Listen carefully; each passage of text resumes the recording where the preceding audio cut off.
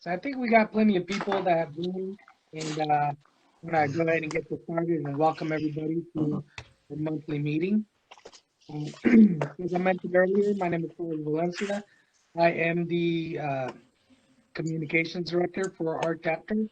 I introduced Nia. She is the chapter president. She'll also be speaking today, and our vice president is Will. And once he gets his camera going, or are you back on, Will, with the camera? Yeah, I got it rocking and rolling. All right. Hello, I'm sorry everyone. for everybody having to Hello, see Entertainment. that. All right. My dashing good looks here. Okay. All righty.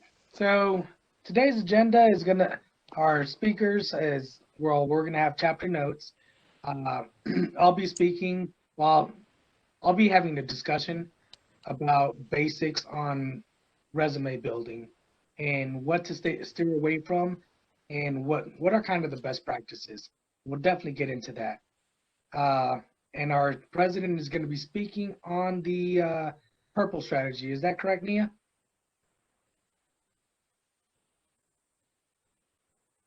Yes, She'll be back.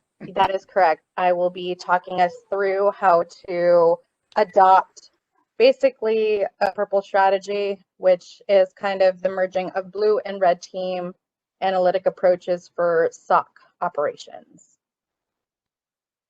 All righty. All right, without further ado, let's go ahead and check out the notes. So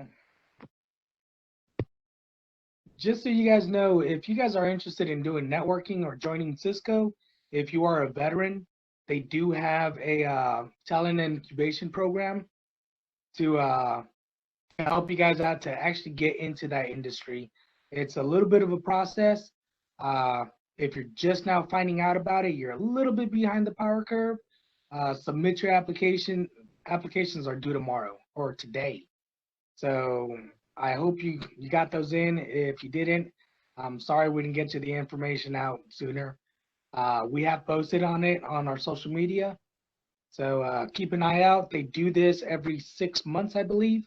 So there's another one coming up. So if that's something you're interested in, just let us know. We'll link you up with a couple of people, people that work at Cisco, people that have successfully navigated that process. On the 24th, this Sunday, our CISSB study group is starting. If you're interested in that group, or if you think you want to start diving into that, join us. It's gonna be a lot of information. It's gonna be real quick and fast. It's a 10-week process, and at the end, there is also a, what's it called? Help me with the word, Nia. A boot camp. A boot camp. And after the boot camp, you get Study group. Yeah, that Are you thing. talking about our study sessions, our weekend study sessions? Yeah, the study sessions are going to be on the weekend for about 10 weeks. After that, you have the opportunity to join a boot camp, or it's a week, 12-hour day, just cramming session. And after that, you get to take the test.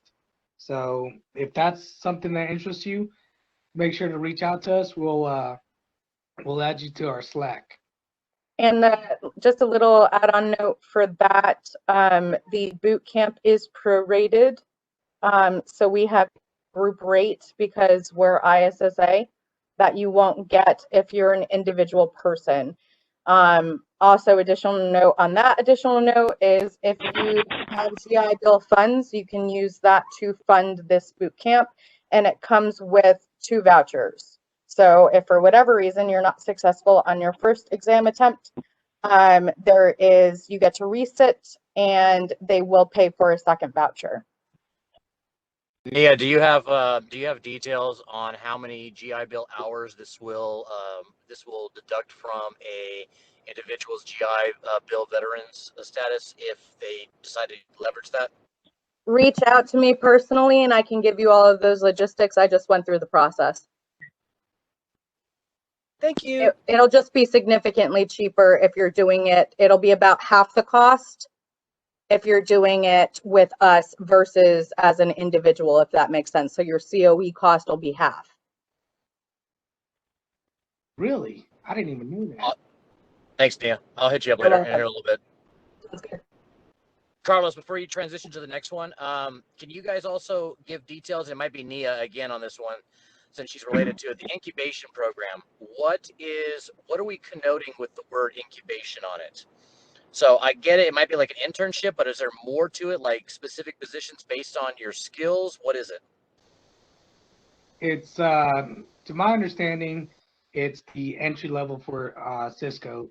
By the time you're done with the program, you should have your CCNA, and there's a few steps to it.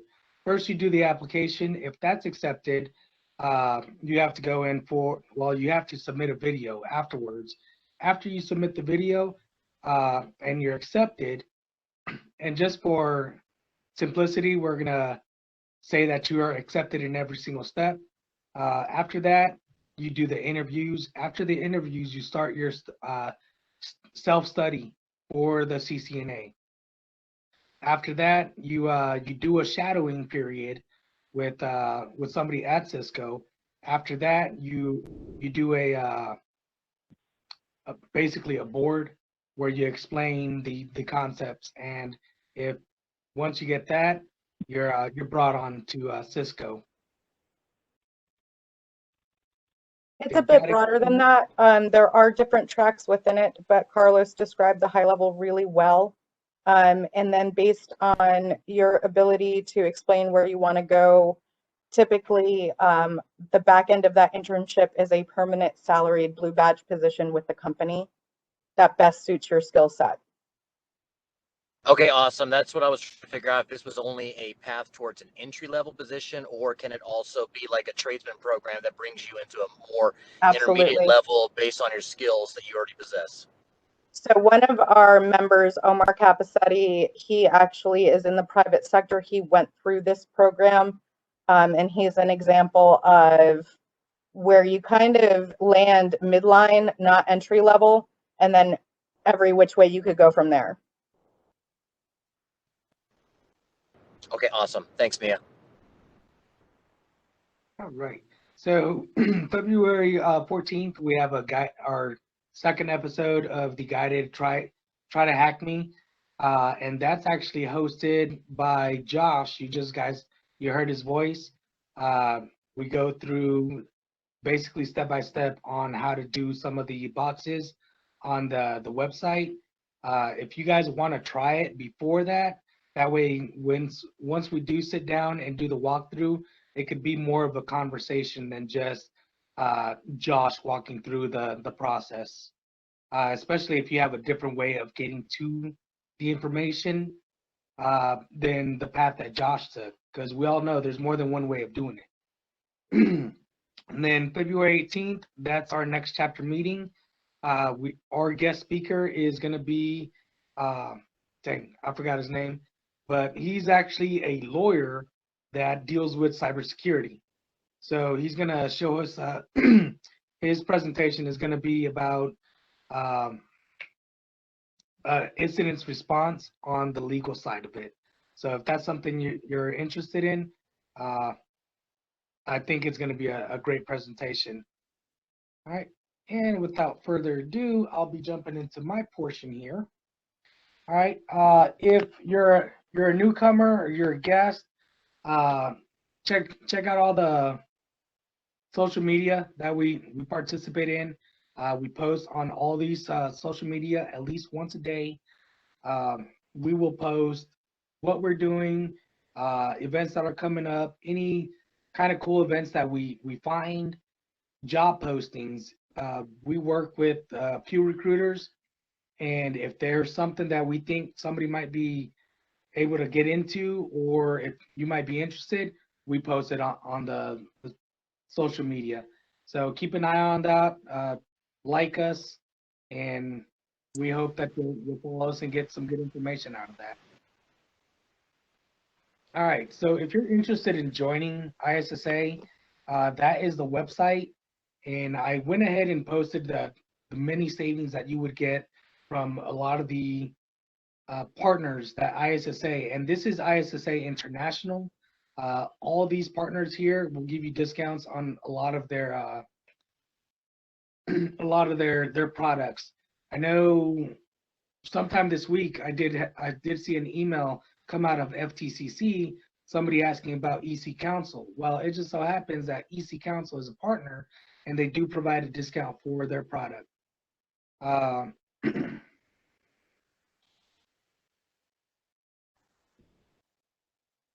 right, so a good thing about joining ISSA, we have 4 chapters that I know of here in North Carolina.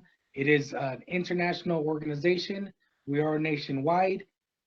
Just our organization alone works with a few recruiters. We work with the local community, and we have had a lot of success with this. If you are a Fayetteville Technical Community College student, we highly recommend doing the work-based learning, especially if you're coming fresh and you don't have any experience whatsoever. This will help you out on your resume to put something on that resume, especially if you don't have that experience. If you are interested, we have actually worked with local businesses in Fayetteville. There is one that is the Auto Parts of Fayetteville. They recently accepted an intern from Fayetteville Tech. And that was coordinated between Mr. Herring, myself, and Miss Nunnery to get that person into that program at that location. So make sure that if you are interested, let us know, reach out to us, talk to Miss Nunnery or any of your advisors so that we could get you going on this. All right. Additional update, while we're talking about FTCC, I met with 3 amazing ladies from the board this morning. And so for any of the ladies on this call, there is an endeavor moving forward to make an alliance with the Women's Society of Cyber Jitsu and FTCC. We are working out the logistics now and more to follow, because I am also the Eastern Carolina chapter lead for the all-female organization. So I just wanted to throw that out there. But yes, we do a lot of great work with FTCC, and Carlos just spoke to some of those benefits. Thank you. Yes, ma'am.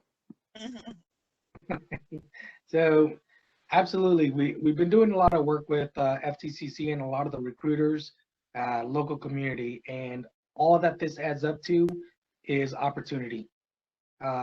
So reach out to us.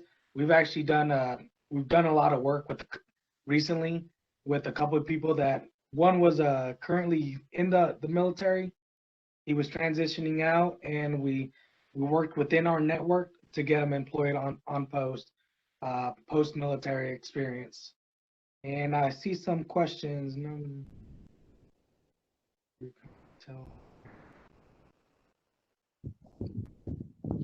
I have a question. Hitman. Hey, so I'm actually driving home from work right now, so I can't really pay attention to this stuff because I'm just listening to everything. Are these notes going to be available afterwards? Yeah. So these meetings are recorded, and when I find a little bit of time, I do post them on our YouTube channel. Okay. And so yeah, we do post them out, so you can follow up. If you have any questions, just reach out to us on our LinkedIn, or you can find any of us on LinkedIn. We're pretty active on it, and all our social media. All right. Okay, I appreciate it. Any other questions that we might have?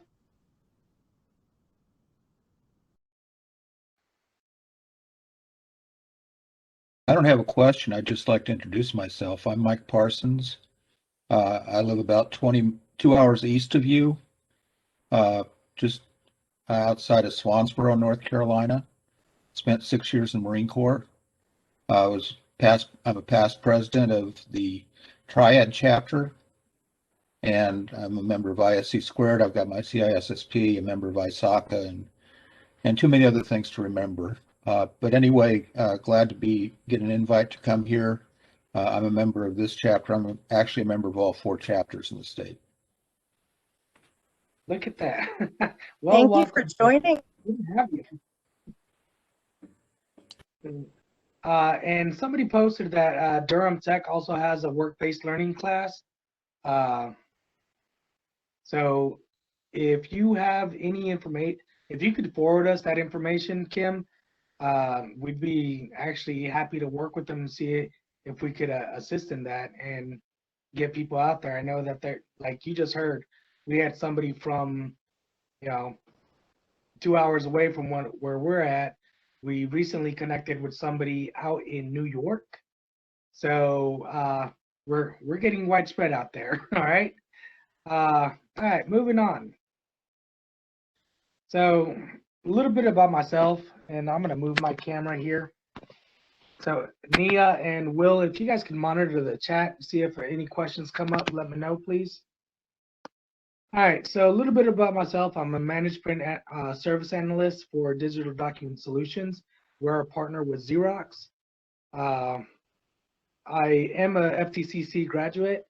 I am the ISSAFFB Communications Director. I was in the Army as a 25 uniform, which is communications. And I'm an overall kind of cool guy, if I do say so myself. People have said after you get to know me, though. Disclaimer, my opinions are my own. They're not reflective of DDS or Xerox. And I will never claim to know everything, but we will do the best to fake the funk. All right? All right. So your resume is your introduction to recruiters, HR managers, potential supervisors. If you're networking, that's, after you do your 1-minute elevator, spiel, if you hand them your resume, that kind of connects the dots from whatever you said to your resume. And it'll summarize your work experience. So this is what we want to focus on. I know we spoke to somebody in the past and they had submitted applications and resumes to over 100 companies and no traction.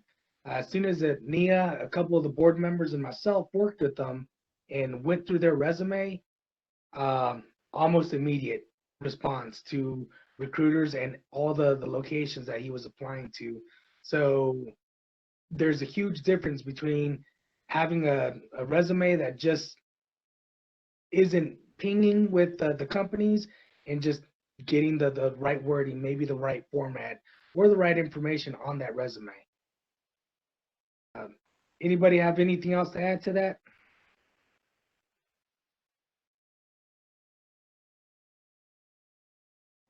All righty, moving on. So basically, there's basically which resume to use. All right, there's been a debate whether your resume should be 1 page, 2 page, 10 pages like Nia's, or 30 pages like Will's. You kind of want to be a little bit more specific when it comes to your resume. If there's a higher job that you're going for, my recommendation is, if that's that specific job you want to go for, look at the job description. Formulate your resume to what that job description is saying. Use the wording that's on that resume, because we all know that there's that algorithm that searches the resumes, and if those words are there, it's gonna pick up. And I think we spoke last month about they've actually come up with a way to block you if you're using the white text to kind of just add words in there so that you could bypass the system. If that's true, I don't know. If somebody has an article on that, I'd like to see it. All right. I'm loving some of the comments that we're getting in the chat right now. Jeff, he's given a shout out to the 2-page max rule, which 4 years ago when I got out of the Army, that was the standing rule too. I'm really liking what Mike has to say, though. Have different versions of your resume. That's kind of what I've navigated to. Carlos, what version of your resume is gaining the most traction? Mine's a little bit of a blend between the summarized and the detailed. I only have mine is only 2 pages. It's very detailed. Somebody actually told me that it's a little wordy, but that's one of the things I would also recommend. Get multiple opinions on your resume. Maybe something. So if I send my resume to Nia and she's like, "That's an awesome resume," but Will gets it and he's like, "Eh," uh, try to find something in between to where it might get you into that interview. Like I said, it's to get you into the door. +1, keep up full version of yourself and tailor you turn in. Yeah, absolutely. Definitely keep up with your resume. If so, after I get done here, I'm gonna go and update my resume. Say, I'm a presenter. I'm a speaker, because that's what I'm doing. So definitely keep up with your resume. The good thing about keeping up with that as well is if you actually have to go through a background check or anything like that, you have your dates, you have your locations, you know who you spoke to, especially with references and all that. So if you have that, on your hip pocket, you're able to fill out those forms a lot easier.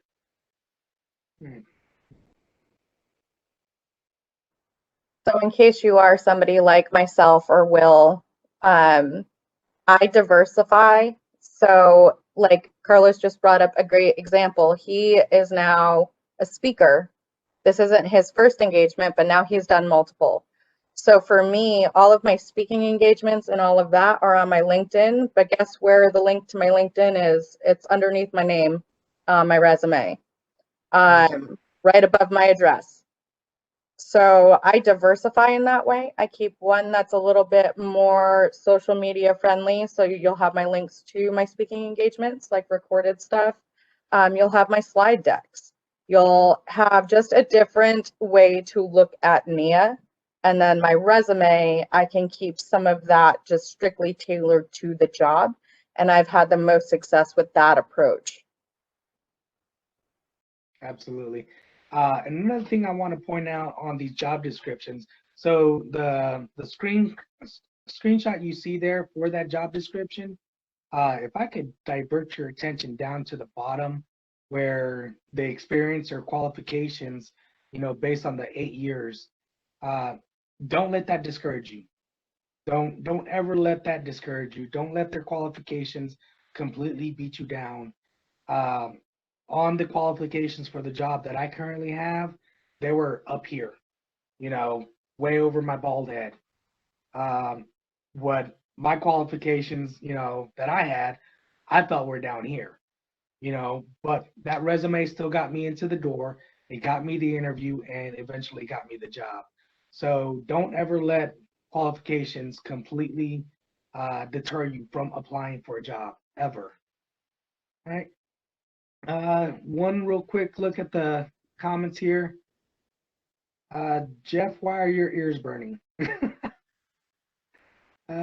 You're driving, never mind. Pay attention to the road. All right, so let's keep this moving on. All right, so what I wanted to go ahead and do is point out what is horribly, horribly wrong. All right, and give me 1 second.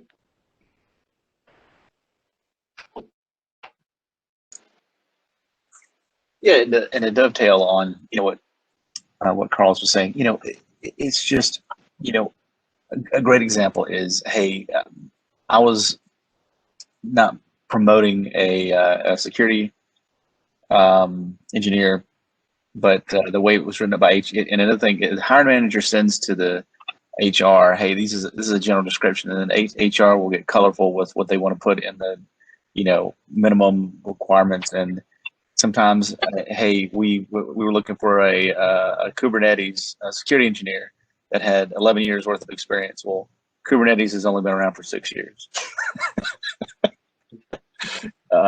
So feel free to, and I think this is part of one of the challenges with applying for jobs is having the courage just to do it, just to jump in there and say, hey, I've got the heart, I've got the aptitude to learn, and the soft skills to be humble and understand that that I can learn and be a lifelong learner is a big part of it. So Absolutely. Just like Will said, if you put it on your resume, be prepared to back it up. I know we did a little work last month with somebody, and the resume we saw, this person was going into IT, but I want to say like maybe 2% of the resume had anything to do with technology, just period. So my recommendation to them was, hey, go through all your experience throughout what you've done in the military. If you touched it, you're an expert. You know, put it on there, just so they know that you actually touched it, and that might, you know, be what they're looking for. Uh, so looking at this resume here, uh, you know, don't use nicknames for your name. Use your actual name. Also, there's always been a little bit of a debate or question whether to put your address there. I wouldn't recommend putting your whole address, but I would recommend putting the city and the state you're living in. That way they know where you're coming from. I don't necessarily think that they need your whole address. Phone number, obviously, they need to know how to get a hold of you. Email, make sure it's a good email. It's not something like twerkchampion@AOL.com, right? Want something professional.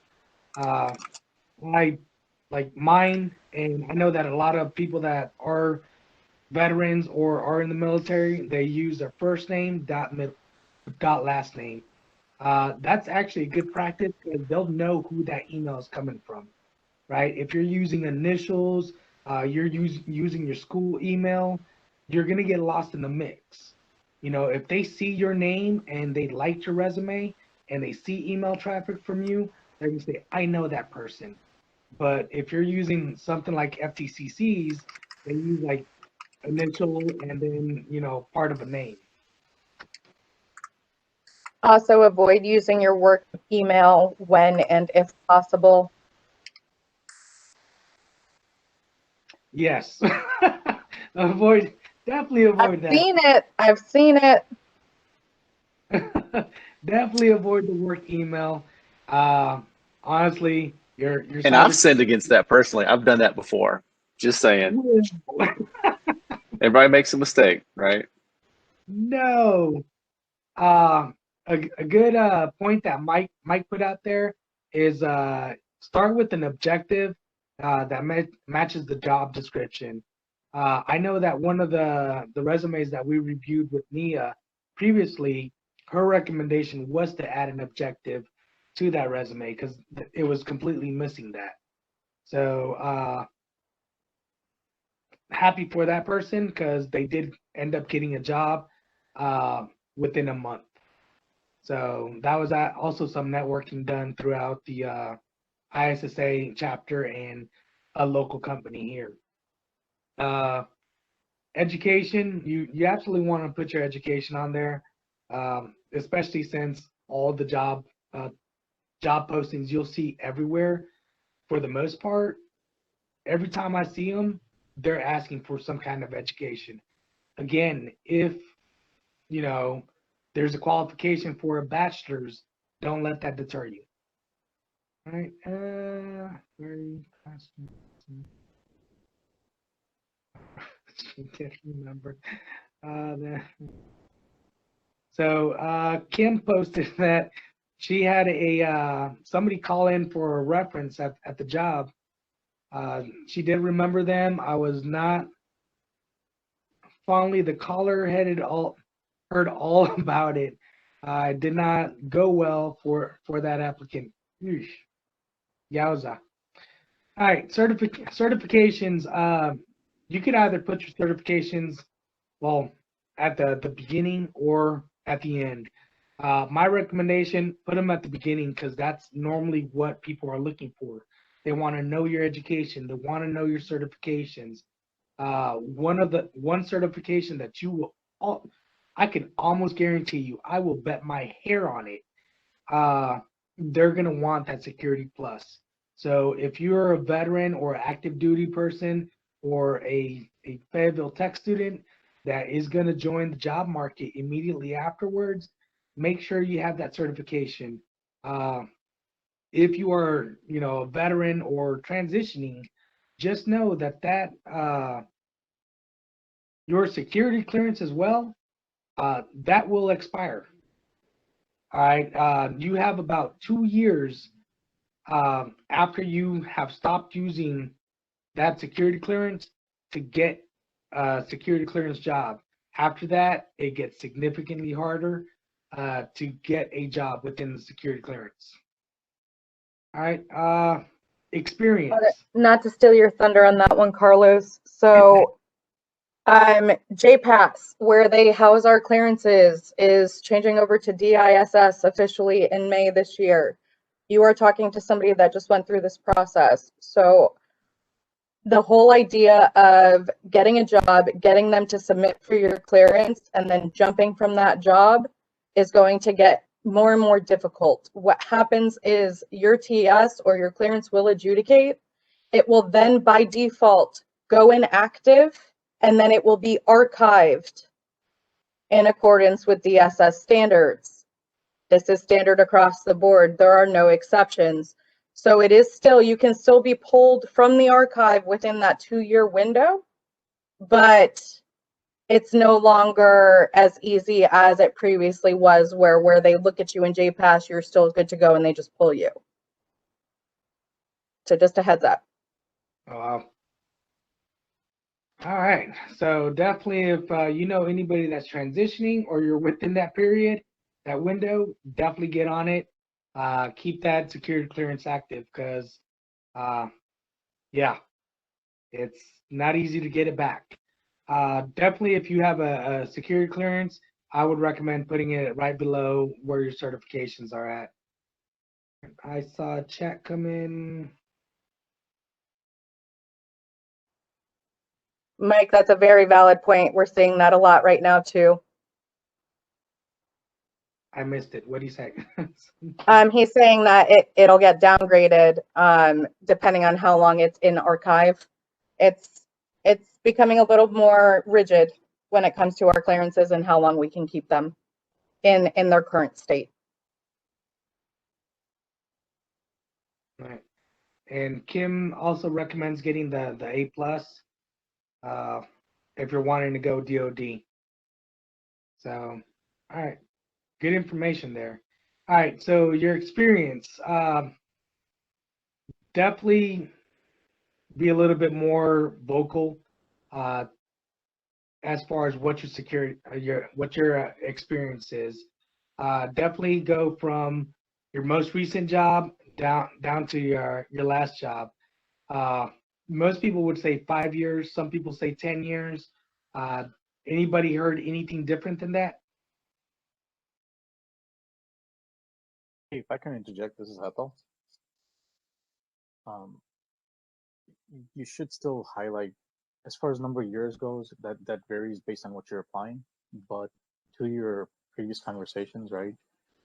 As you're writing your resume, you do want to bold, not so much of italic and the font and all that stuff. You do want to bold, caption, and call out the outstanding achievements that have been done so far, or something that stands out in that whole block of experience to catch the reader's eye.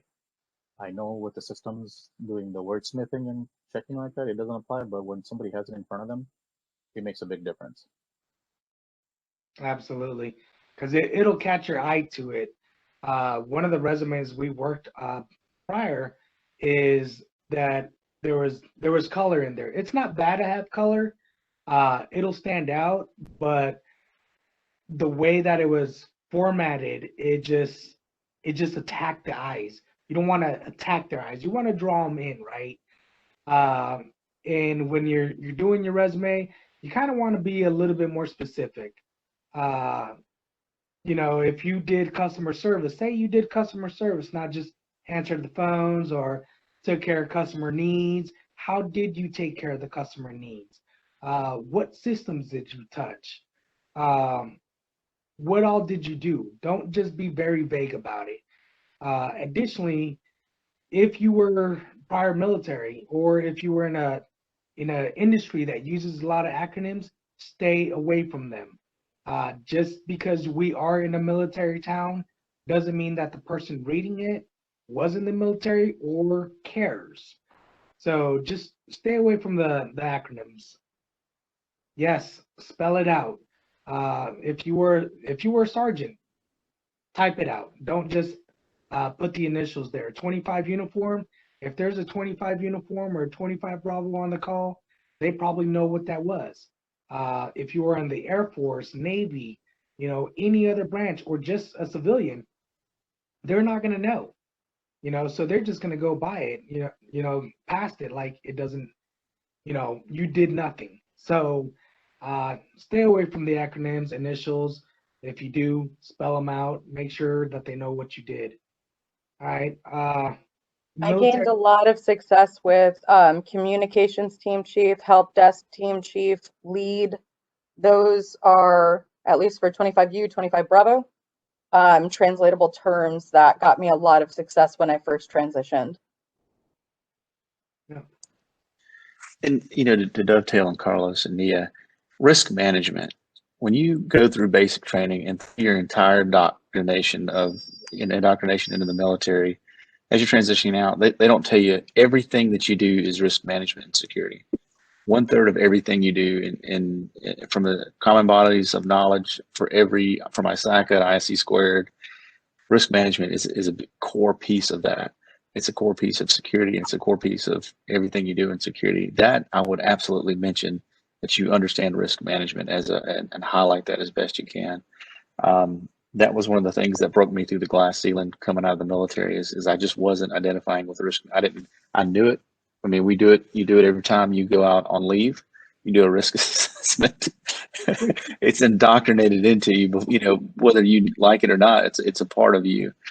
Being in the military, whether it be an Army, Navy, Air Force, or Marine Corps, you understand risk management. And if you go back and look at all the documentation and you look at the appendix, it all goes back to the NIST risk management framework, because that's the core foundation for all the branches of the military. You got it indoctrinated into you. You got to just mention it on there. And that's a core piece that will help illuminate some light of your experience that doesn't quite always is highlighted as you transition from military to civilian. Well, that's a great resume specifically. Another one that you can key on is OPSEC, or operational security.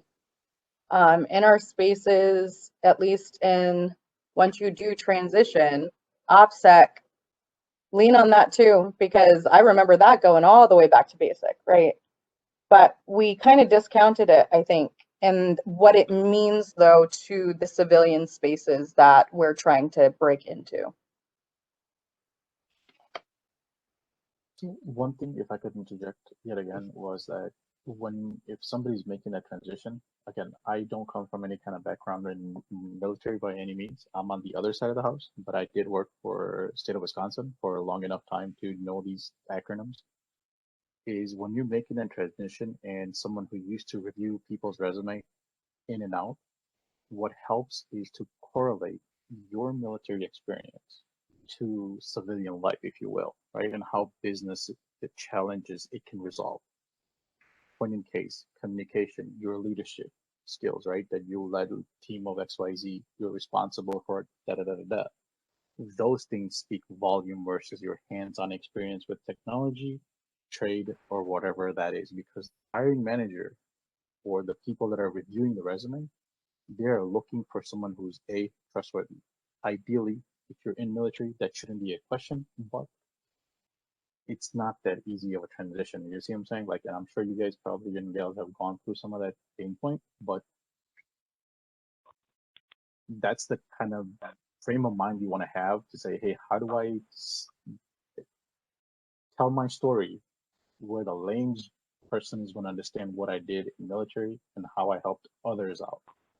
And that'll go a long way.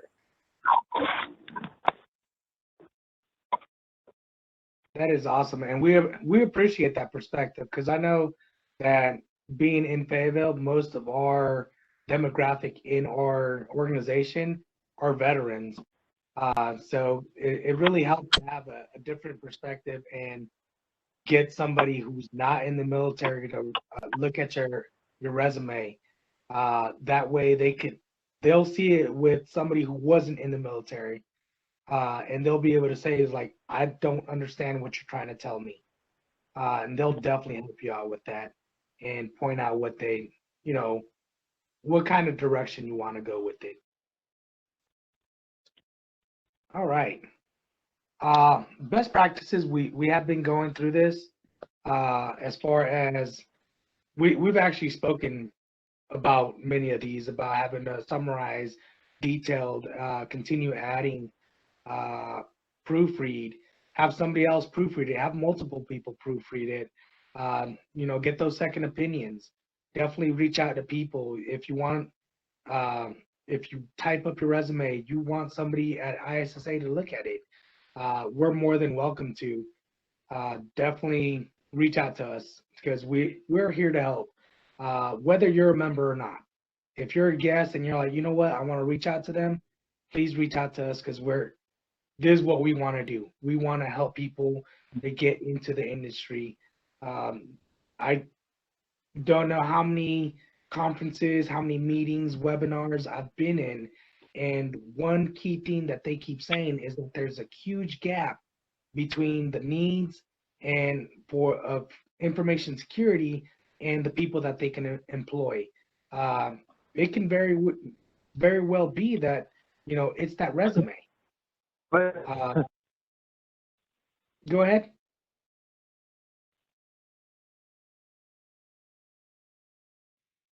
Thought somebody was trying to say something.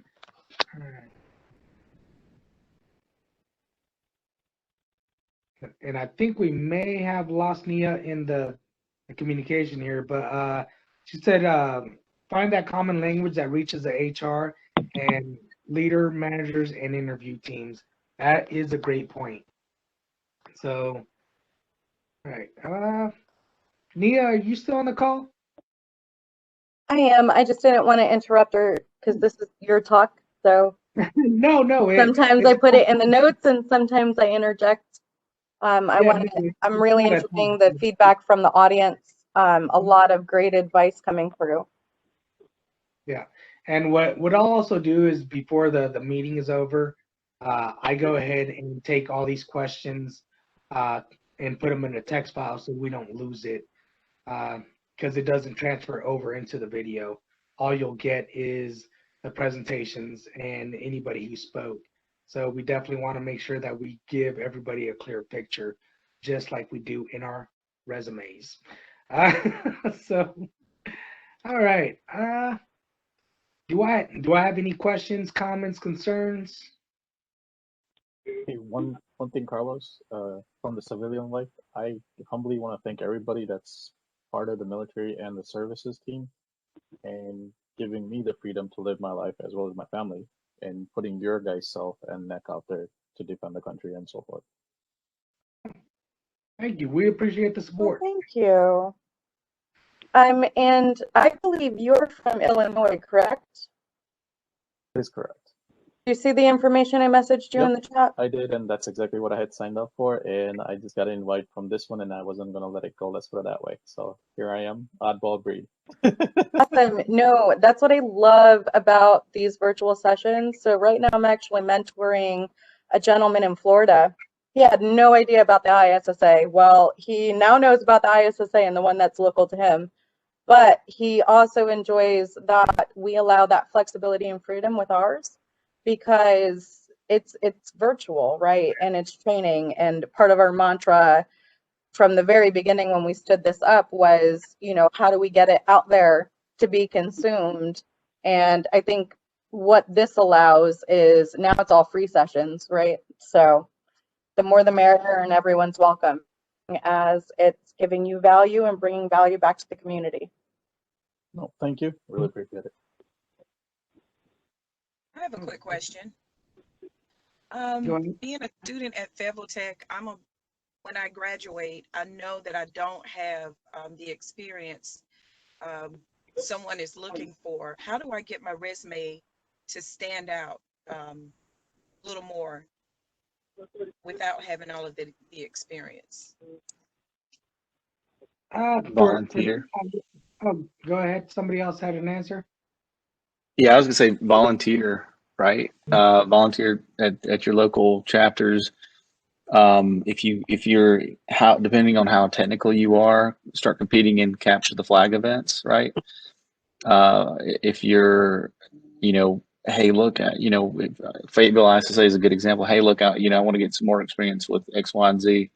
If you're on the compliance side, me and Nia are compliance gurus, and we're always looking for help to help people. And there's different paths for that, but breaking in or breaking the glass ceiling into getting into the cybersecurity career, just ask. Also, do you know a Tiffany Yeah. Alford by chance? Yes, Tiffany and I are good friends. She's one of our early on success stories of what to do when you don't have experience. She leaned forward. She did mentoring one-on-one with me, resume review with me. And I just say, look at her now, right? So, but again, she did what Will was just describing. She volunteered. She did InfoCon with us. She did our original CyberCon here with us, and now she's an ambassador. So, Oh yeah, man, appreciate it. Okay. All right, good for me. So far I've done a couple of those things. Like I've done, like he was saying, capture the flag. I'm a part of the cybersecurity club as well at FebbleTech, okay. and so we've done a competition. That was my very first.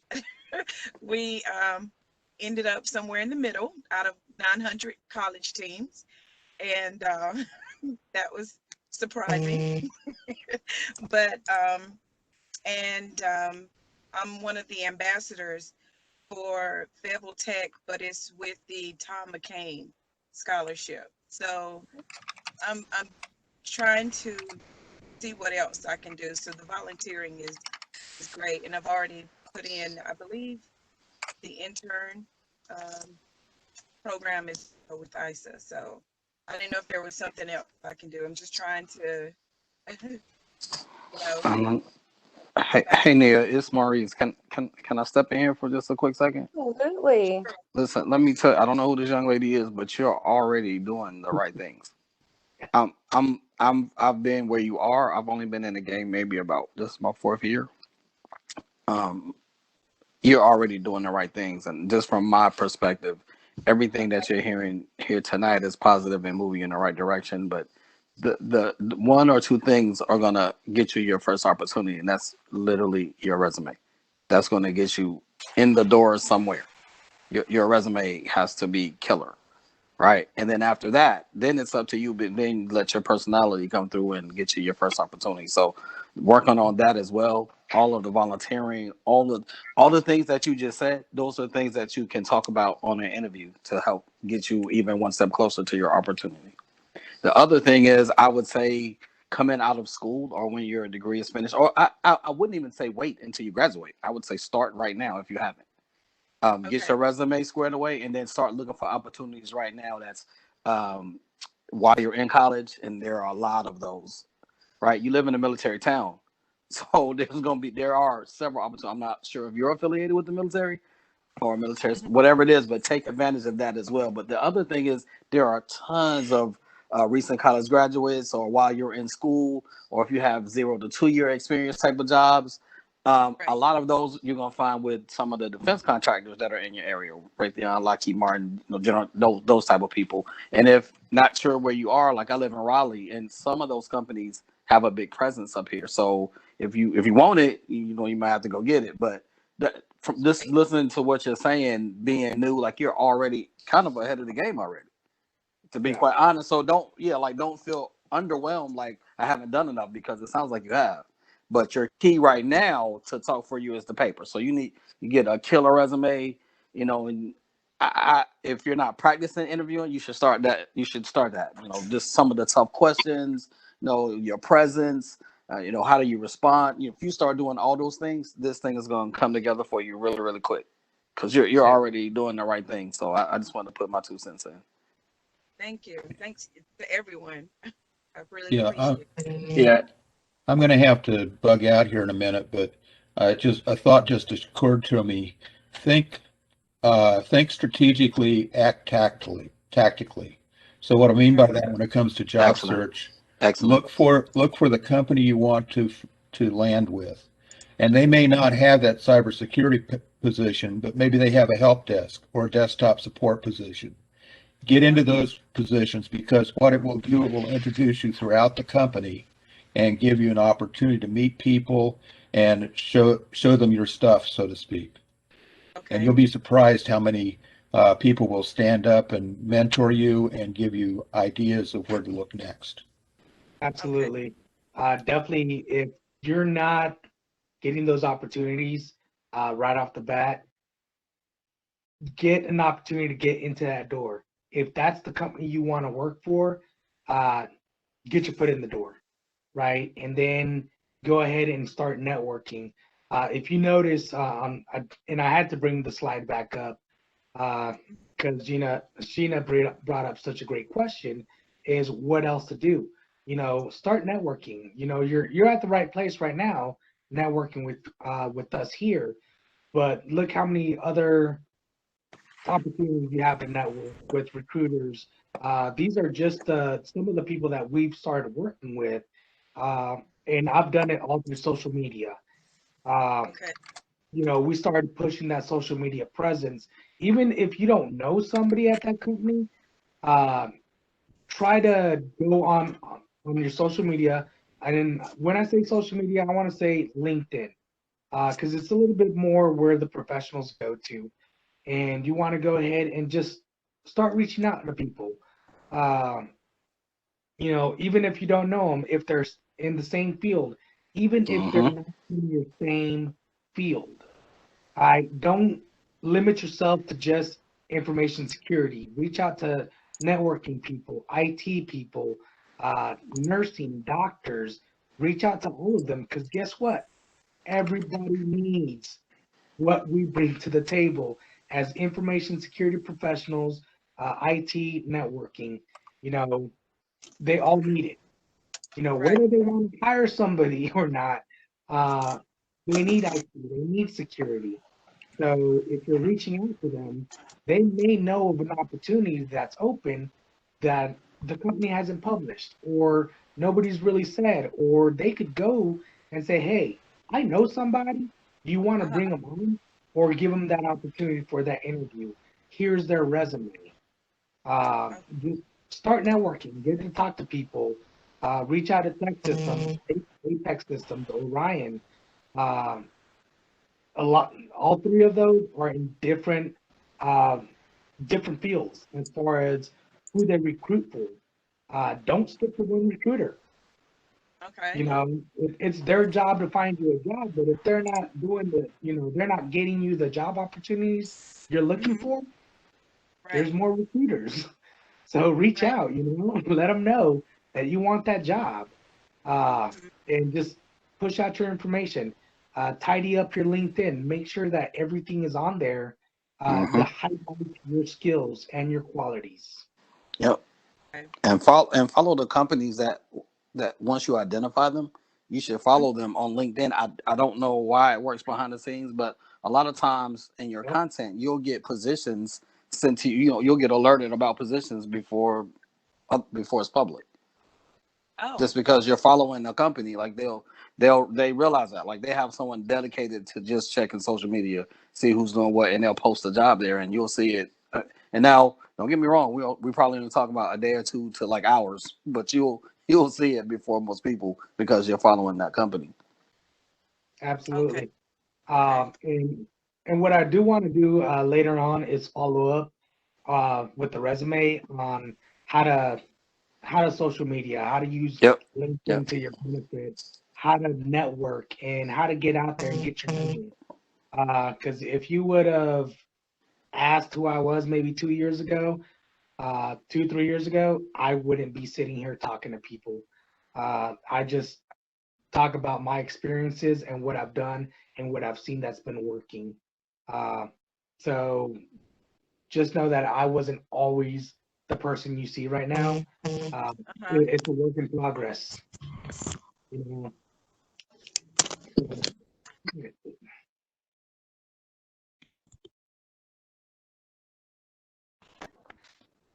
And Kim did just mention something that add on to doing some breakout extras, work, labs, anything like that. I know that I saw in Hackney on LinkedIn, they did mention that they're starting to issue out certificates and 10% discounts for, I think, some certification. So, and I know that Josh is the one that started posting that on LinkedIn. Matter of fact, I think that's where me and Josh met on LinkedIn. I saw what he was posting and tagging the organization with, and I talked to him. I'm like, yo, do you want to do, a hands-on thing and walk people through this? And he agreed to it, luckily. And I think, that networking capability right there brought something good to the organization. So, but I hope we answered all your questions. I hope you got some great information. Again, if you are visitors, I thank you for coming. Now, Mia is going to be taking over. All right, and let me go ahead and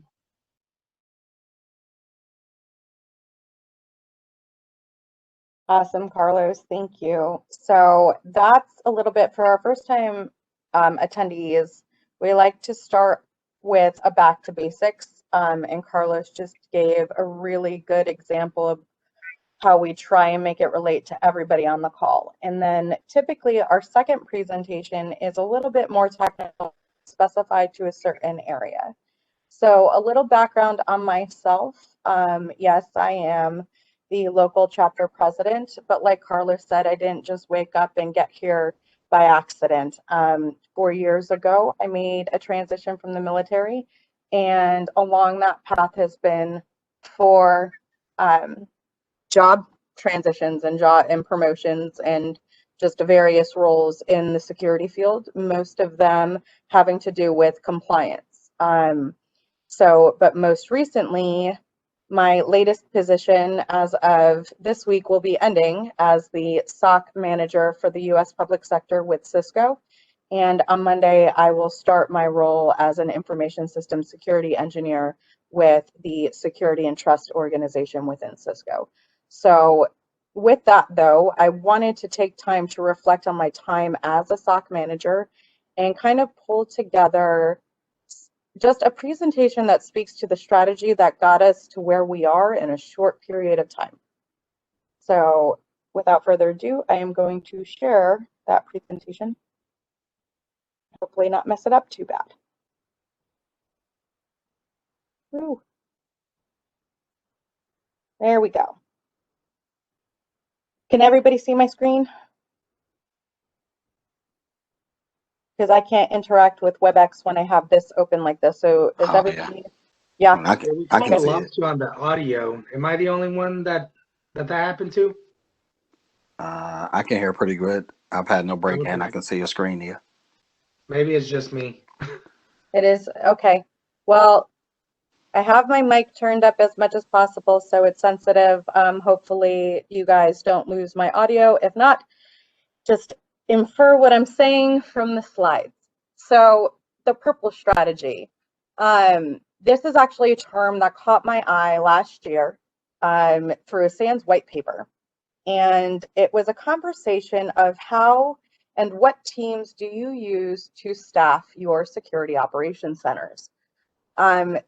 Typically, you see a combination, and we'll get into that later on in the discussion, but that's kind of what drove my reflection on how we did business in the space that I currently support.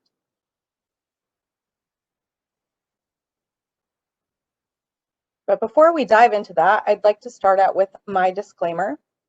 So these views and opinions expressed in this session are those of myself, the speaker, and do not necessarily reflect the position of my employer, my family, my pets, my friends, any political affiliation, my service organization, any nonprofit chapter or InfoSec organization I pretend to belong to, North Carolina, or fake news.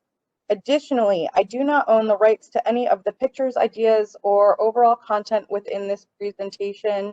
They were all found on Google. So I just compiled them and made them very pretty, and hopefully at the end of it, they make sense. So a little bit about me. So I merged two careers. I am on my second career. I did 13 years in the Army as a 25 uniform, formerly 31 uniform air-to-ground radio system specialist.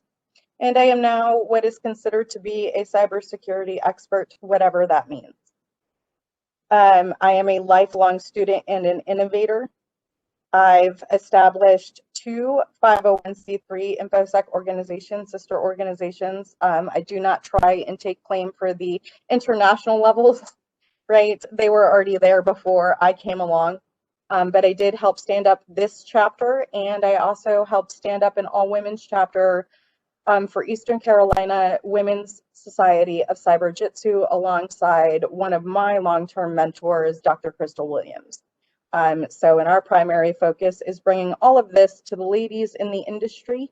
So if you are a lady and you are interested, reach out to me on LinkedIn, and we can talk more about that. My hyper focus since I've been out is on DoD acquisition strategy and cybersecurity alignment. It's a huge issue. It typically clashes. I think oil and vinegar mix better than DoD acquisition strategy and cybersecurity. I'll just say it like that. I have multiple certifications. A lot of them are very DoD specific. However, I do acknowledge that industry specific certifications are very important. And therefore, under my current goals are ISC squared CISSP and finalizing my Master's of Science in Cybersecurity Policy and Risk Management. So let's get to the meat and potatoes of my presentation this evening. But in order to do that, we need to actually take a step back. And we're going to take a big step back. We're going to go all the way back to 2015. And I already gave you guys the answers, or at least the answers I was looking for. But when I look back and I rewound to 2015 to about last year, there were three reoccurring hot topics in the industry in security in both sectors. So private sector being more of the industry facing part of the industry. That's a little redundant. And then public sector, which is more tailored to our three-letter organizations and our Department of Defense. And that is where I'm seated. But those common threads included, oh my God, we need a SOC. We needed it yesterday. We need to stand it up now. That was one. Finding the right security frameworks and making them work for your organization, typically resulting in a forced fit and a lot of projects that were past their deliverable timelines. And then one that became a little bit more relevant, rewinding to about, I don't know, 2017 was, oh my God, is your SOC using a blue team or a red team? Or are you using both teams? Or are you just using your security ops teams to support SOC operations? Which at that point, when I was hearing these questions, I typically would answer with a question of, well, where do you want me to start? Because those are all very heavy questions and there's not just one answer.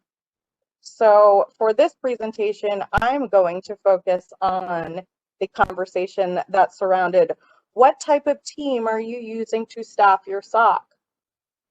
And at the time, I was like, well, where do I start? I don't even have a SOC team. I have no funding.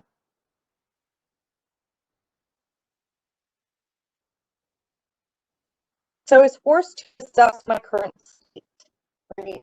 I was forced to ask myself a lot of questions of, oh my God, what got us here? And how the heck am I going to stand up a security operations center in a year? with the target of going live in 2 years. So I started with the frameworks. What got us here? Well, the answer that I was given was, well, we used ITIL, and we not only did we use ITIL, but we used a deprecated version of ITIL. We used version 3, not version 4. Awesome. Not saying ITIL is terrible. I love ITIL. I love ITIL, especially the newest version. I think it actually envelops security really, really well.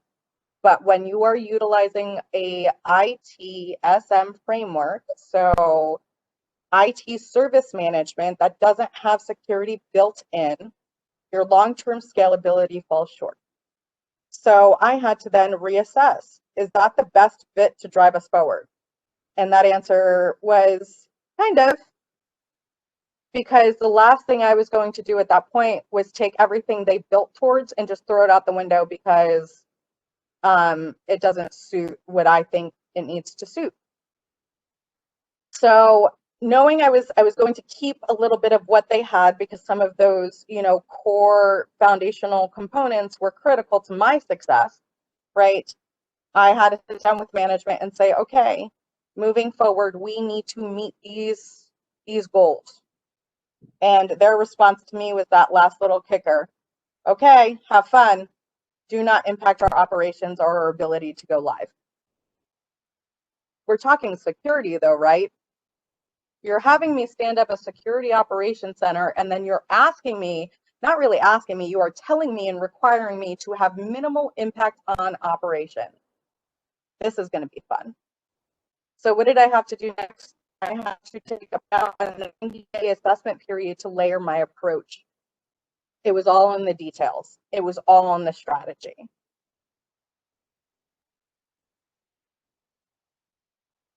So I pulled the strategy directly from the framework, and it's not to say a singular framework. There are a multitude of security frameworks out there.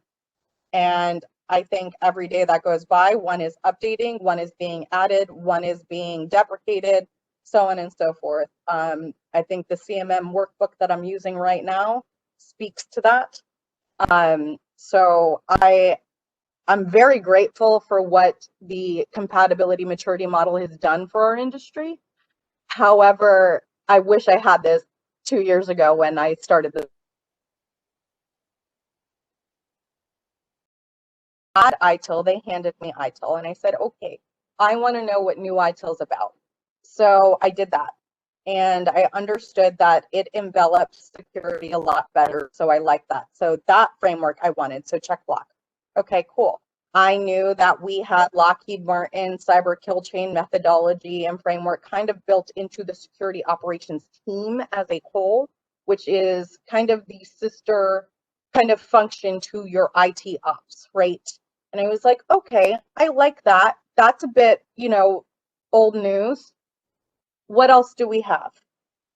And so that's when I leaned on my experience and I pulled the NIST CSF, the cybersecurity framework, the risk management framework into play. And I pulled into scope that one at the very bottom that you're probably squinting at to see what every single little thing says. And that's your MITRE ATT&CK framework. And I said, okay, here we go. Now we have a foundation. Now we have probably more than enough information to get us to where we need to be. But now I can say, what do I want to use from here and kind of piece it together. But before I could do that, I also needed to focus on what type of skill sets did I need on a team to literally support where we were going. And in my mind, it was no longer a conversation of, Nia, do you want to use blue team tactics or red team tactics? Do we have enough funding to support both? And the answer was no. For the people with the skills to go live on a short condensed timeline of 2 years, the answer plainly was no. So I had to develop a smaller strategy saying, okay, out of the deliverables and the tactics of a red team and a blue team, what are criticals cannot fail? And those are the lists I came up with, 3 in each area. And then I talked to HR and I talked to our program managers and I said, look, when we are running interviews, the same way I didn't target a singular framework, we cannot target a singular goal. When you're looking at the tier 1, 2, and 3s, right? When you're looking at a tier 3 engineer, which is basically a junior version of myself, I need you to look at this list, get rid of the red or blue, and say, okay, are they strong in 2 out of the 3 areas under one silo? And do they have exposure in a third in the other? You can always train. OJT, huge, leverage it. On the job training, leverage it when you can, because we were building as we were going, meaning you were going to develop SIM data analytics over time. You were going to stand up your incident response strategy along with your procedures and your policies, and you were going to fully implement it. We didn't need people that were gung-ho, hey, I've already done this, check block, because that's not what they're actually going to be doing in the job. And then use that same methodology tailored back a little bit when you're looking at your tier 2s and then your tier 1s. When you're looking at a tier 1, you're looking at somebody that's more entry level, right? So to expect them to have a strong 2 and an exposure to 1, so that's 3, right? Maybe 1 and 1. Maybe strong in 1 and exposure to 1 in the other area, right? And same rule applied for my tier 2s. To date, I only have 3 people on the team that supports our SOC. But utilizing that, when I look back, is implementing your purple team strategy. You're building it from the ground up. You're baking it in, because you baked in all of it when you were pulling together the frameworks to begin with. Which is drastically different, by the way, than how our private sector SOC stood up and has been so successful. They are now working towards purple teaming, but they also have a significantly broader bank account, if I dare say that. But they've also been live a lot longer and they're supporting a lot more customers.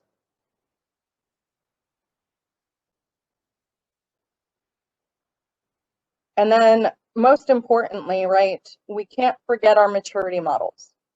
So we did all of this on the previous slide, right?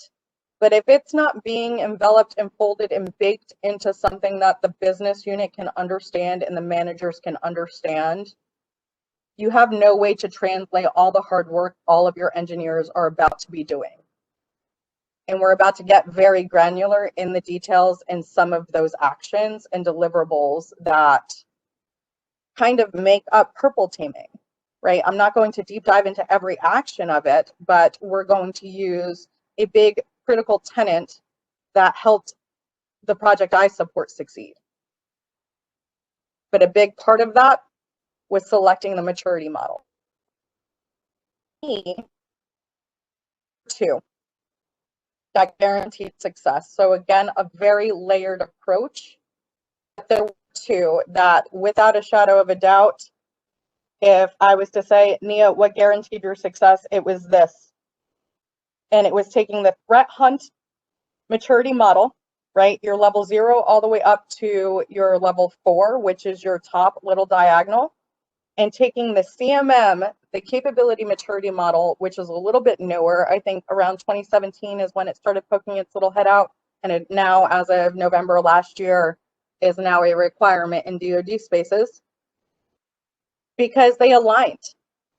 When you're reading the descriptions of your level 0 and your level 1 on both maturity models, they're basically saying the same thing. And that's what I was looking for, was as much similarity as possible so that it didn't cause friction points within the team, allowing that transparency and that collaboration to develop. Because that, ladies and gentlemen, is what makes a purple team so elusive. It's about full collaboration, full transparency, and not this threat hunt deliverable argument conundrum that a lot of traditional SOCs kind of butt heads on a lot, especially as they're trying to scale maturity and grow and then support more customer bases. So ask me why, right? So that little check mark at the bottom. Why is the capability maturity model my favorite? It is the only one that I have found that you can layer all of the frameworks together. So anything from ISO to the NIST 853 to NIST CSF to ITIL, it all layers in.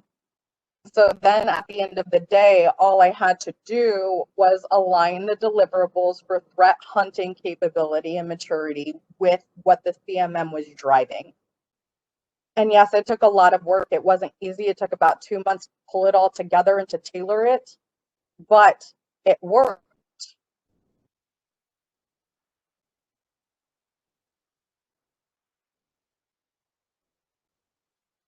So let's get to a little bit of an example of how purple teaming is different than your traditional blue team tactic, red the deliverables together to kind of create other deliverables and kind of close out other projects and pray and hope that we're hitting our TPPs or TTPs, sorry, not the words. So going back again to where Nia started when she took this position, I started with our security baseline. And what do I mean by that? Because there were a lot of people that wanted to kind of almost counter argue that we don't have any security baseline. Well, believe it or not, you do. A lot of your security baselines will fall up under your vulnerability testing and deliverables. So if you're falling in on a position that does support live customers, right, has a bit of foundation underneath it, there are a couple of things that I have checked in red, and they're red because typically these are red team deliverables, right? So if you were looking at this from a lens of red versus blue versus what, oh my God, these are all red team deliverables, right? But I didn't look at it like that when I originally aggregated the data. I just said, okay, this is what I need. These are the security baselines I want to start from. And then I leveraged my security operations team that had our application and network security experts assigned to them. So we had endpoint security, we had boundary security, we had identity management security, we had all of that. And so they were the ones that were scanning their hosts. They were the ones that were doing the vulnerability scanning. Well, guess what?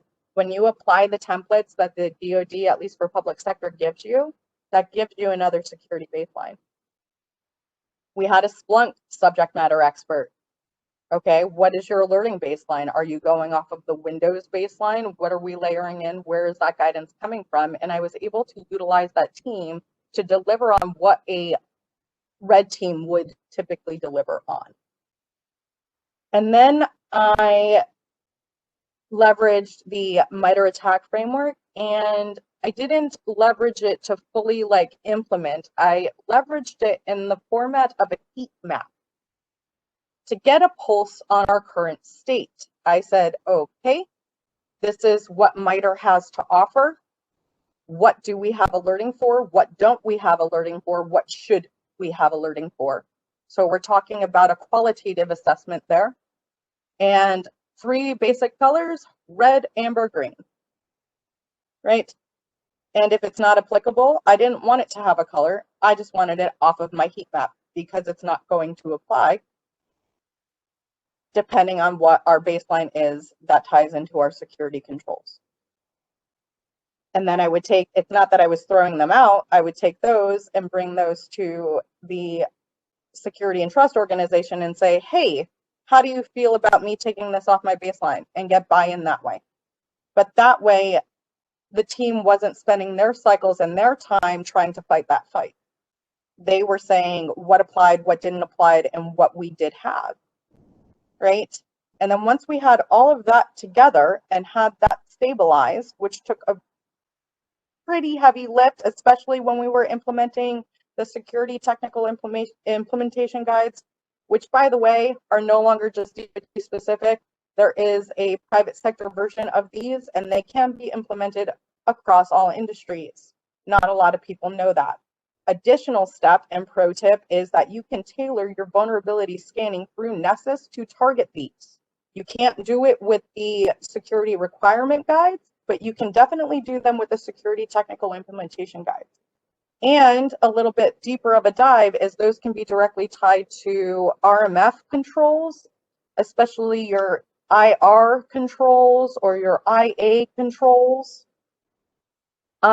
which were instrumental in our audit success. So it's just, that's why I highly suggest just layer when you're looking for something like a purple strategy or a purple team or any of that. That's what it's about. It's not a singular lens. It's looking at all the options and then layering them so that they benefit you. And then that way you can go back to your team and say, okay, thank you for getting that to me in 6 months. You guys rock. Hey, networking IT guys, run the scan. They run the scans, they pull that back in. And while the IT ops team is doing that, right, what I was able to do was take a step back and say, hey, let me get the last audit results. I really need those findings. I need the pen test results, which again is a red team activity or effort that we just didn't have the time to run.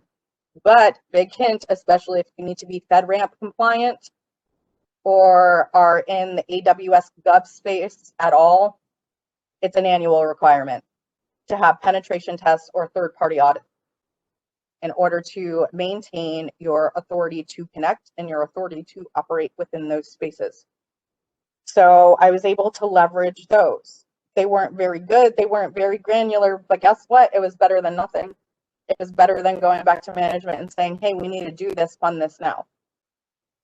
And then once I had those results, so we have our vulnerability scan results, we have our SIM alert baseline, we have our heat map, we have our security controls, we have what STIGs apply, what don't apply, right? Now it's a matter of looking at the network diagram and saying what applies where, right? And typically they're going to apply in multiple places.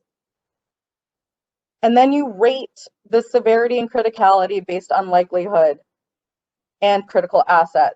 So meaning if you have a platform that's hosting your SIM, for example, which is where all of your security alerting and log aggregation is, that's going to have a higher criticality as an asset than the endpoint the engineers are using their actual workstations to remote desktop into their virtual server. Just a small example. But multiple things and that top list would apply to both assets. It's just one, if it's attacked, has higher impact to the service than if one workstation is downed and has to be replaced. And also two deliverables we found off of this is it ties directly into threat modeling, and data-driven threat hunting is what we're doing here. And it is considered in this SDL, which is the continuous security development lifecycle, a form of threat hunting. It's just a different way of doing it. You are threat hunting through data aggregation instead of threat hunting through CTI analysis, right? Instead of log analysis, you're literally sifting through threats through data, which takes a little bit longer because it typically does take longer when you're doing it like that because it's a very manual process where your log aggregation and your alerting, it's all automated. So then you're just kind of hands-on keyboard sifting through the logs, looking for flags and looking for the threats, right? So just a different approach, but at the end of the day, the deliverable is the same.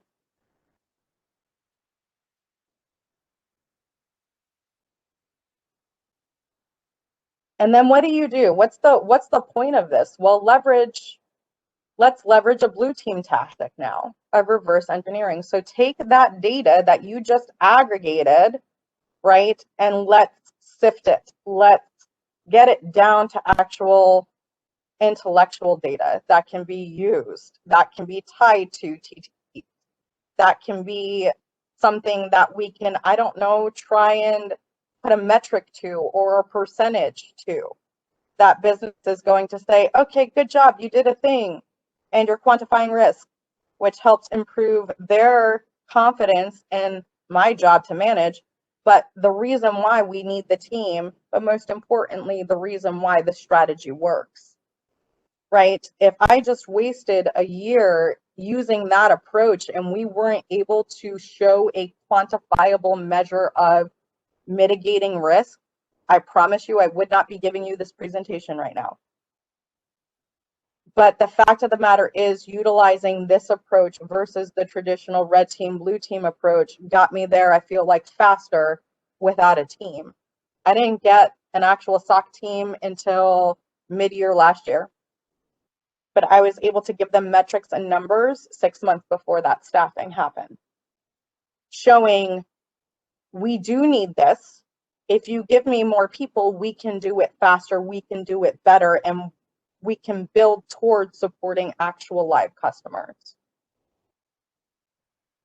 A lot of people tend to think that data infers intelligence or like any type of what we consider intelligent data, right?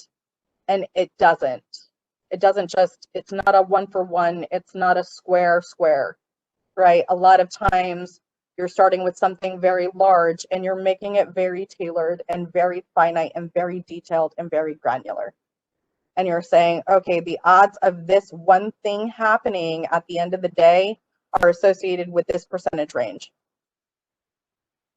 And whether or not we should put time, effort, and money into mitigating this risk, or can we sip to something that, I don't know, is flagging and alerting 30% of the time?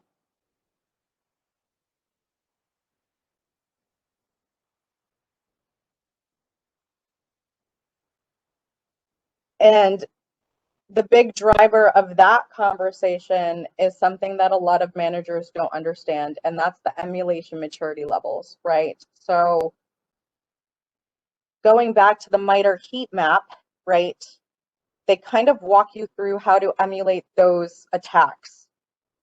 Well, if you emulate the attack in your test environment and it doesn't generate any events and you have the query set up to flag and alert, odds are, it's not saying you don't need it, but what I would say is put it in place. If it does flag a certain number of times, give it a fixed time period. But again, if your pulse remains at a 0, then I would say put your attention to something that does emulate and generate alerts right off the bat, which sometimes can be a little tricky when you are standing up a SIM and you're stabilizing a SIM, because you're also sifting out noise, right?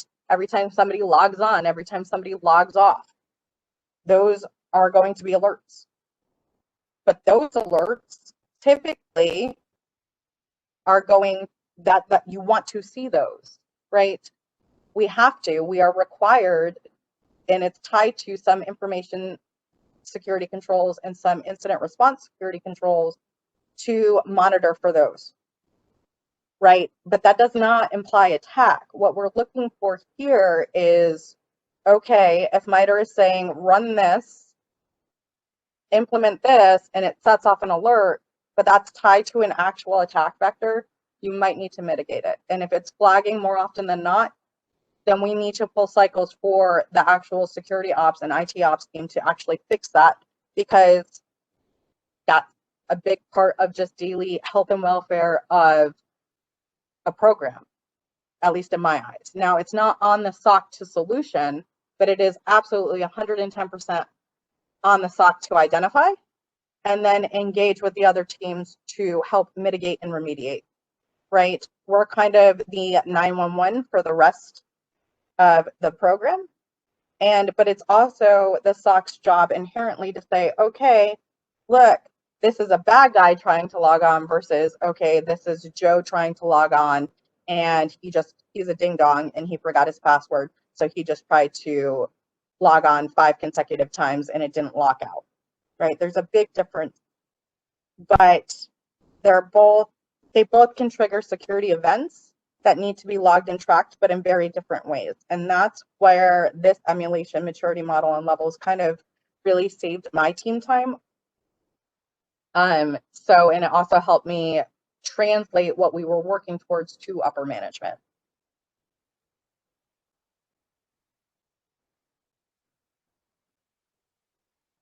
And this is kind of why, right? So keeping those emulation levels in mind and everything we've already gone through in mind, team overall was, especially with the help of the security ops team, we were isolating and targeting. So when we were going through our STIGs, we were looking at the vulnerability IDs.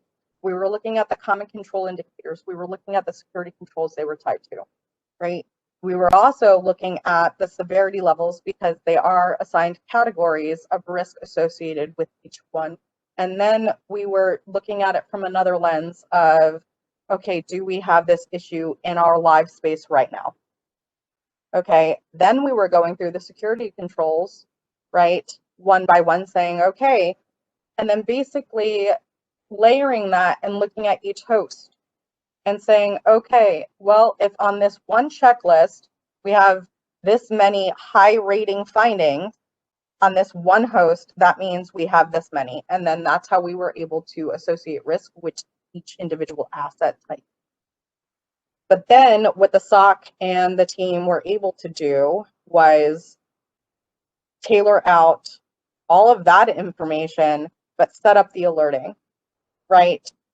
Set up the remediation, schedule the actual changes to be fixed, and then to run the scans proving, hey, we fixed the thing, it's no longer showing up in the SIM. And I say thing because it could be a multitude of issues, from a misconfiguration to, oh no, we didn't refine our ACLs that are on our switches and routers, right? So it was very complex. It covered a lot of surface area, and we had to get it done very quickly. But we did rely heavily on that last one right there, was the vulnerability scanning and the templates that we were using and we were leveraging. So anybody that has played with SCAP scanning in any capacity knows that the margin for error it's pretty high. But on a lot of projects, when you fall in on them, you don't necessarily get your choice in scanning tool. So then it's about, well, how good are your engineers? Well, fortunately for me, that's where I went back to the original strategy I gave management, and we weren't just targeting one skill set over another skill set. We were trying to blend the skill sets, and that saved us. That saved us when we were without a Splunk SME for, I don't know, over 6 months, right? As an example, they were able to shift and pivot with gaps in staffing to still hit all of these requirements, still allowing and facilitating that collaboration and transparency while hitting all the deliverables. And that is the overall goal of a purple team. In my mind, it's not something that should require additional cost or impact to a project if you bake it in from the front end. Now, yes, if budget and money is no concern, of course you could definitely monetize that and what that would look like. But in my eyes, you don't necessarily have to, and you can build to that. Because the greatest benefit about it is anybody that's been in the security operations world for any bit of time knows that there is a pyramid of pain, and the tip of the pyramid is TTPs. And oh my God, I completely understand how, if you're using that strategy to get to your TPPs or your TTPs, that it could be very painful. So for me, the strategy that worked is flip the strategy upside down. So take the pyramid of pain, flip it upside down, and then your TTPs become your deliverables. They become your outputs. Management isn't choosing them. You're listening and you're leading on your SOC and your security teams for those considerations, and if they apply to your project. It's not me saying, hey team, this applies, make it work. Because guess what? You don't just pick it and choose those. They're specific to your project. They're specific to your footprint. They're specific to your service and what you're delivering to a customer. There's a TTP baseline. Heard that one too. Guess what, kids? There isn't. Typically, they are data and CTI or log driven, right? You're going to see peaks, you're going to see trends, and typically that's what's going to drive what your actual threat actors are and what they're doing to your footprint and in your network. So use what's relevant to your footprint. Don't force the fit. And if you're having issues saying this, then I would just lean on a mentor to have that conversation if you are experiencing this, because even while building this presentation, you'd be surprised how many people's feedback was not knowing how to verbalize, hey, that thing that happened to SolarWinds doesn't apply to the thing we're doing. Just an example. And then that last one is all current TTPs should apply. Well, I mean, sure, no. When they come out, reassess. If they apply to your baseline, absolutely try and emulate the attack. If the attack does not emulate, I'm not saying it doesn't apply. I'm saying set up the alert, monitor for it. If it doesn't ping over a certain period of time, then odds are the TTP doesn't apply. Okay. And then have your team assess your current logs, right? Have them look at that CTI data. If they're not seeing it, odds are the vulnerability, you were safe from that attack, especially if it was a big one, right? But it's not to say you're indestructible. It's saying pay attention to the feedback that the industry is giving you. Ensure that you're putting those safeguards in place. And again, you're alerting for a short period of time. I always like the 30, 60, 90. And if you're not seeing any flags for that in your environment, then I would have a conversation with your management team on if that one applies to you or not. Because these TTPs are what drive your KPIs. They're what drive your key performance indicators and your percentages of saying, hey, the SOC's doing really good things, right? So the last thing we want is something tied to something that's not going to give us any value to those numbers. So zeros don't necessarily help. They don't, a lot of times if you're doing the math correctly, they don't hinder, but right, you don't need noise in your baselines, because when you build this out, this is another security baseline that is critical to SOC operation, right? So, but it's using that purple team collaborative approach of listening to your team, listening to who you interviewed and selected for those positions, and trusting them to get the job done and be successful. And I'm not sure how I am on time, but that is the end of my purple strategy presentation.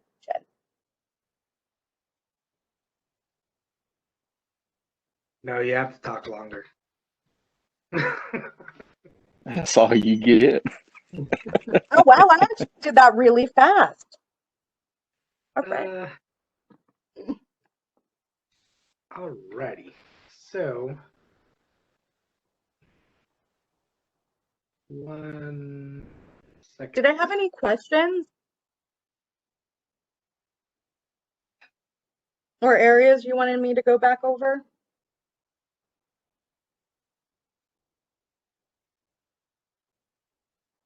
No.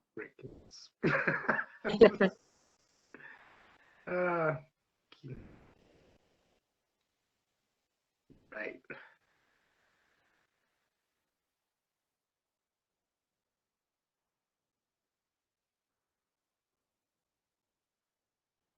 All right. So thank you everybody for joining us. Great information. I really appreciate everybody's interaction. I appreciate everybody that visited from, I think we had somebody from California, Chicago, and South Carolina. So that is awesome. We like getting people's different perspectives, different places in the country.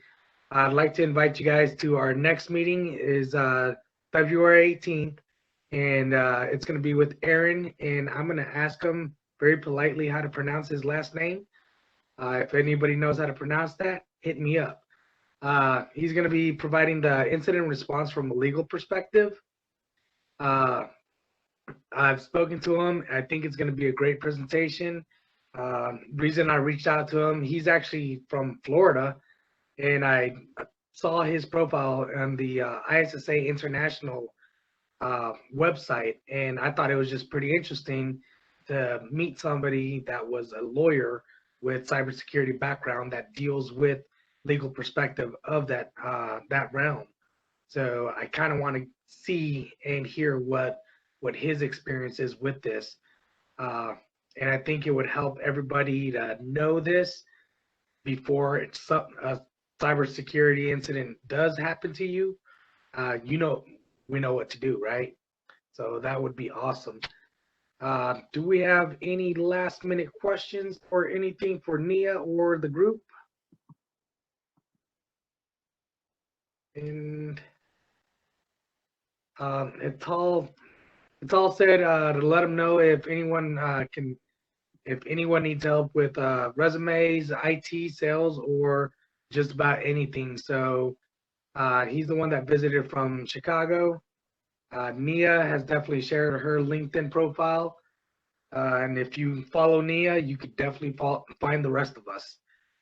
We all follow each other. So thank you everybody for joining us, and have a good night.